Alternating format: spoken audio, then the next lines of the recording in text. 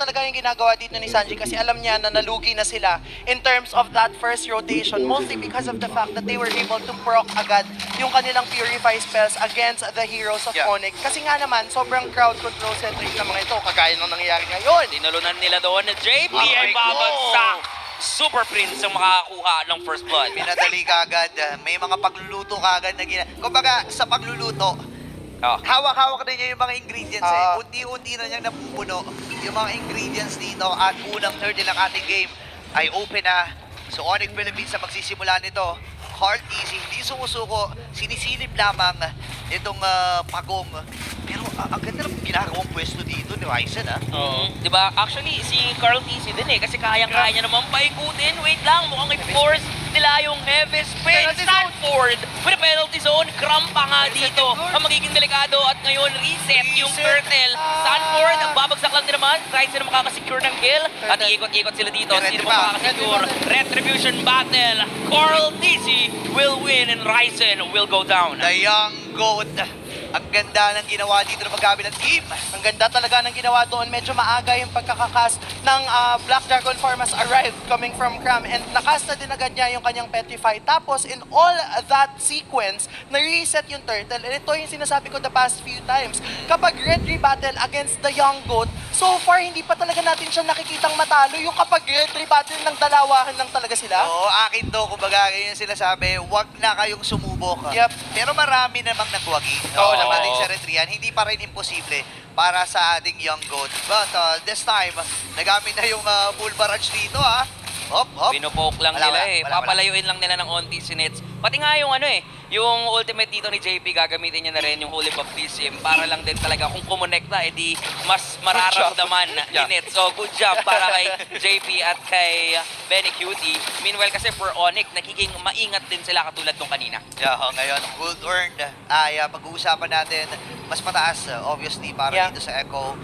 Especially itong si Benny Cutie na sa ngayon, sa may bandang ibababala, mapo-force din yung penalty zone ni Sanford. Pero apat na Echo fans, apat na Orca ang nasa may bandang itaas. Mukhang lalaban din naman ang Onyx. Kahit tatlo lang silang nandun, magiging matapang din sila. Pero pinili ng dalawang koponan na hindi na, mamaya na tayo makipagbardagulan. Oo. Nangyayari kanina yung ginagawa ng Echo dito sa ginagawa ng Onyx ngayon kung saan tinatauhan talaga ni Ryzen itong XP laner ng side ng mga Orcas na si Sanford. Alam natin how effective Sanford is using his zoning prowess and gusto niyang ma-inhibit yung capability na yun ni Sanford, which is why paulit-ulit niyang dinadalawan and after that, rumorotate sila sa ibang lanes. Pero Ryzen, di ganun niya mabangga dito ni Daddy James. Habang si Sanford ang kanilang pinapundiriang Crab, nag-dive na rin dito. And nagamit na yung Tortoise Pushans para kay Ryzen, Saka yung flicker ni Sanford, hindi na siya available ngayon. Holy Baptism, kukonect na with a penalty zone. Si Cram ang magiging target ng Echo. Pero yung Retri Battle, mananalo ngayon si Ryzen. Grabe, no? Nakabawi. 1-1. Okay, ang score natin sa Turtle 1-1. Nakabawi. Sa retry rin. Nakabawi dito si Ryzen. Pero gusto ko yung sinasabi mo kanina, Dianara, yung mga sabihin na natin ng pag-ikot na ipinapamalas ng Echo dito at ng Onyx Philippines. Pero, doon yung pala sa may batay. Nahuli! Grabe, kinonekta nila doon yung full barrage. Pero nagulat din naman si Benny na nandun. Grabe! With a flicker in, kukonect na din yung dog. Dalawang quick draw ang sabihin natin na tumama doon, pero may pagbawi din. Rapid hoot dito sa may itaas. Sanford at si Benny ang napuruhan doon. Which dito. Oy! Wait lang. Practice lang. Practice lang. Ang sakit na talaga ni Nets. Dito na natin nakikita yung prowess ng isang Clint with the laning phase. Nakikita natin na yung critical strike niya, almost the same concept sa isang Irithel. Nakita natin nag-pick up na siya ng Endless Battle, which means every time na magsiskill siya, magkakaroon siya ng extra true damage na nagpo-bolster dun sa ability ng isang Clint na mag-free hit. Malawak talaga yung isang range nito. Kaya nakita natin kahit malayo na kanina doon yung Iksha ni Benny Cutie, naabot pa din. Inaabot pa, no? And yun yung kalamangan in terms of range ng isang Clint na pinapamalas ngayon ng Onyx Philippines. Carl TZ, hindi pa naman siya huli, no? Kung titignan natin, and gold earned halos dikitan lang dito itong si Benny QD at si Nets. Pero si Nets naman ngayon ang lamang. Oo, ito yung sinasabi ko kahapon pa, no? Ang galing ni Nets mag-farm. Kahit nalulugi yung kuponan niya, hindi siya na-outfarm ng kanyang kalaban, which means, in terms of being able to prioritize the minion waves as well as yung mga yung jungle creep sa mga tabi niya, alam ni Nets kung paano makakalamang dun sa kanyang kalaban. Yeah, and makikita natin yung ingat niya. Kaya nga tinawag na the safety nets. Itong si Nets And Carl TZ hatakan sa ikatlong third ng ating game. Sino Kompleto kaya Echo, ang makakalamang? 1-1 na ang score natin. Pagdating sa red 3, Carl TZ hahatakin. Ryzen nandito. Cram, medyo lumalalim ata si Nagiging Sanford. maingat din. Sira, Actually, penalty ginamit. zone. Yung penalty zone, kukonect ka lang din naman sa isa. Uy, Pero tusik na umalis to, dun yung Sabot, mga sabot, miyembro ng Echo kasi ang hinahabol nila ay si Nets na mataan siya doon ni JP. Pero dito tayo focus Tegi. sa Turtle. Patay ang isa. At nandito si Sanford pa lang pala. Yung magiging target nila. 2-1 ang score. Kung usapang retry, si Ryzen ang lalabang. Sanji habulin dito ng mga miyembro. Tatalon doon si Ryzen. Masasagasaan niya lang din naman. Pero may purify si Sanji. Tatlo. Pero ang daming humahabol sa kanya. Nandito na rin naman si Cram. Nagbabay na lang ng oras. Etong si Sanji. Unfortunately, that gives Onyx the advantage. Nabawi muli ng mga Sonics ang kanilang lead. Ang ganda ng ginagawa ng Onyx Philippines dito, no? Kung makikita natin, sinubukang i-zero in ni JP as well as nitong si Benny QTC Nets doon Si sa Nets. bot side. However, alam ni Nets kasi napababa si JP kaya nang patay niya yung isang Rafaela habang yung tatlong membro ng side ng Onyx nandoon sa turtle, nakikipagbalagbagan. Tapos sila pa yung nakakuha ng turtle na yun. Tingnan mo naman yung damage dito. 26,000 para kay Super Prince. Talagang na-activate na yung superiority na kanyang pangalan. Sanford naman, in terms of damage received, gets naman natin kasi with that, yung passive niya, di ba, na nakakapagpakulat every time na bababa yung kanyang buhay, nakakatulong talaga. Tingnan mo naman yung mga pokes. Saka medyo nahihirapan kasi especially si Benny QD na Yeah. basta-basta siya mag-free hit dito as of now. Lalong-lalo na for Onyx kasi ang dami nilang pang-abot dun sa likod. Definitely. And yun talaga yung nakikita natin. Kung papansinin nyo yung graph kanina, pangalawa sa pinakamababang damage dealt yung Iksha ni Benny QD. Oo. Ibig sabihin nito, hindi pa natin nakikita yung full potential ng damage ng isang Iksha. Kasi nga naman, lahat halos ng miyembro ng Onyx panglikod. So Oo. kapag naglapag siya ng full barrage, maabot agad siya. Kailangan ng layering Sakit. Aray ko po. Minutes. Grabe yung mga yung mga quick draw. Tumatama lang na Oo. nababandahan lang ng mga bala. Tsaka yung yung nakakayamot kasi doon, ang layo niya. Pero Mas abot ramdam na ka pa. ramdam yung damage. Oo, parang hindi mo nga ina-expect. Naabot pa pala ako nung atake na yun. Ngayon, Lord na level 1 ay available na lamang in terms of kill score. Ang Onyx Philippines, 2.3 equal lead. Pero hindi susuko ang mga Orcas dito. Kailangan umanap ng paraan. Onyx Philippines, alam nila ang gagawin. Kailangan ma-extend itong series na to into game number 3. At galing na sila sa ganitong klaseng laro.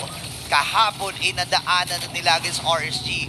Ngayon ang Echo naman ang kanilang haharapin. Lalong-lalo na sila yung umahawak ngayon sa Lord. Pero for Echo, mukhang ready lang din naman sila mag-contest. Minamata nila kung nasaan ba nakapwesto ang mga miyembro ng Sonics. Meanwhile, si Rapidut, nag-aantay lang din naman siya ng setup. 2-1 yung laban when it comes to Turtle Oo. Pero iba na ulit yung usapan kapag ka-Lord na nandito na. Lamang si Carl sa 11. Tatabla ba? Tama, level Reset. 12 dito si Cortez. Si Rapidut, reset. Ang itatawag dito ng Onyx. Uy. Body stuff. Wala, Aray ano ba? Nagiging pasensyoso pa ang dalawang koponan. Nakikita natin dito na umaamba-amba lang pero hindi naman nila i-go. Akit muna si Benny rito, ha? Ang ganda ng slow push ng Echo towards that top lane. Kaya naman makakapush doon si Benny QT and mapipilitang umangat yung isang side ng Echo, Onyx rather. Otherwise, mapupush yung top lane nila. Kasi nga naman, dalawa yatang main lanes ng minion yung nandyan. Oh my, nakalamang talaga. Top lane ay mababasag.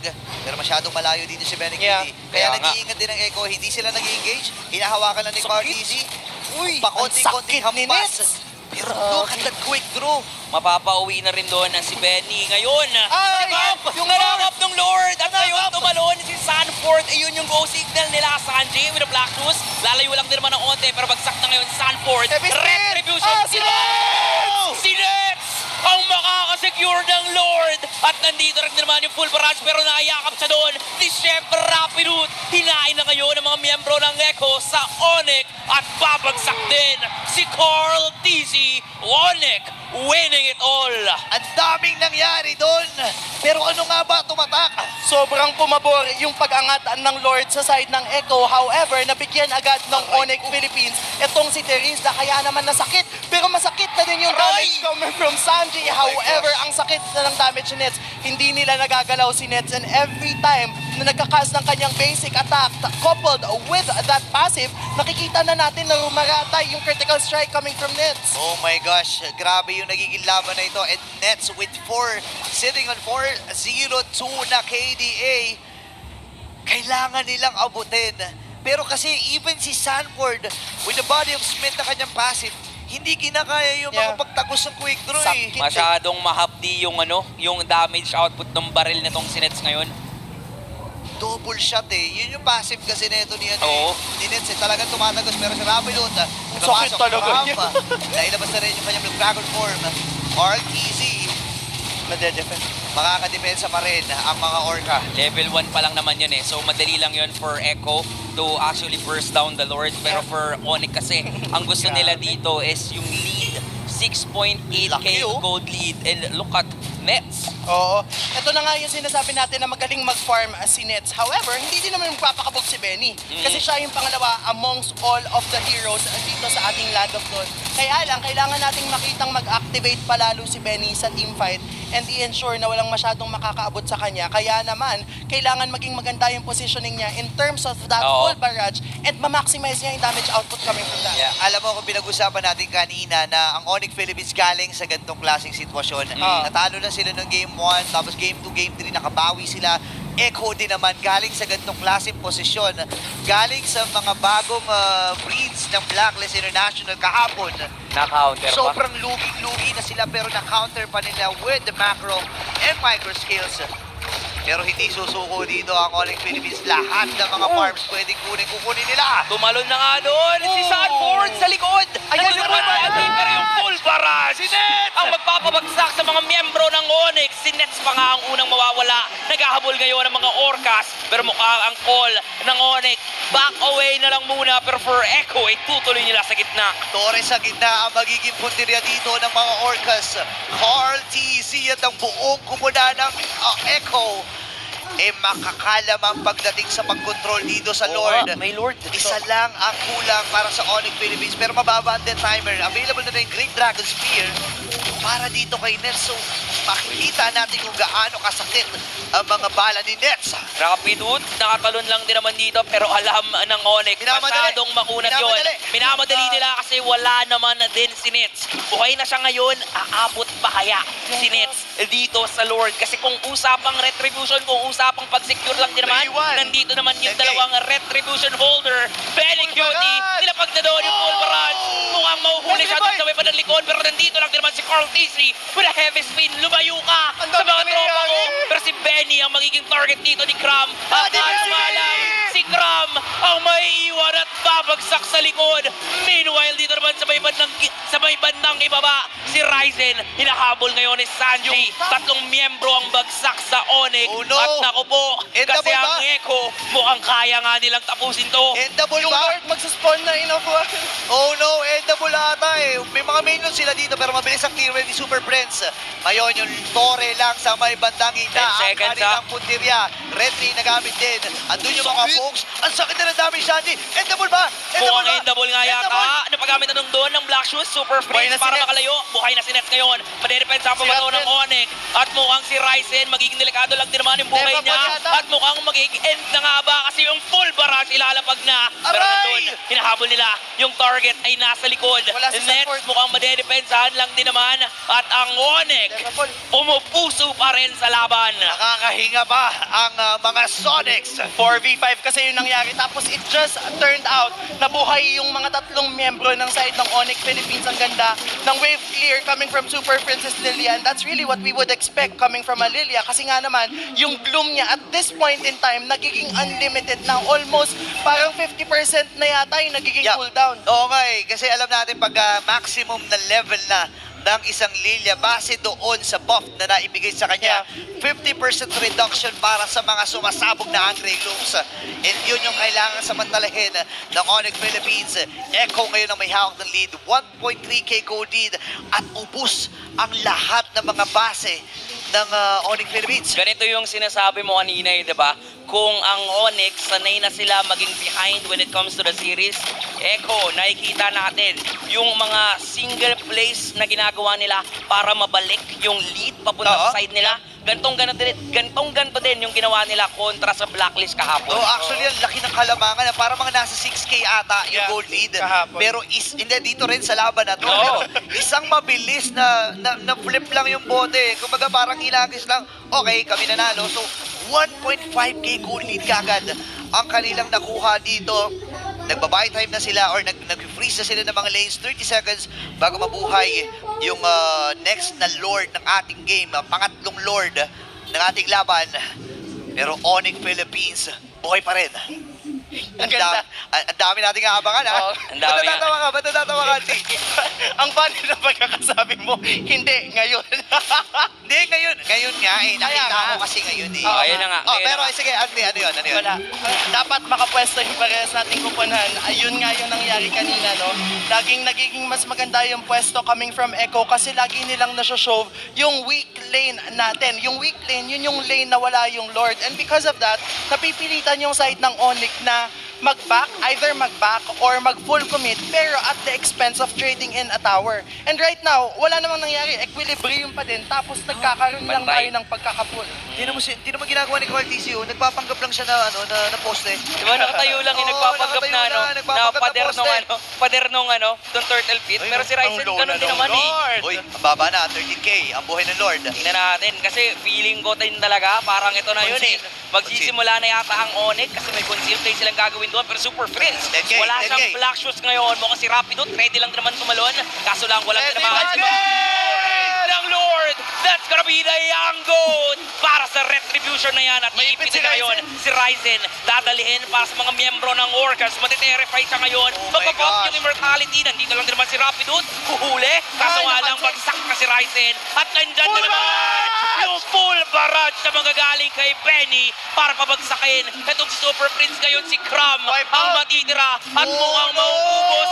Kasi si Nets namatay sa taas. Oh no, ito na nga ata ang katapusan. Sumisigaw na ang mga orka. At ang streak ngayon ng Echo ang magpapatuloy kontra sa Onyx. What a series! Ladies and gentlemen,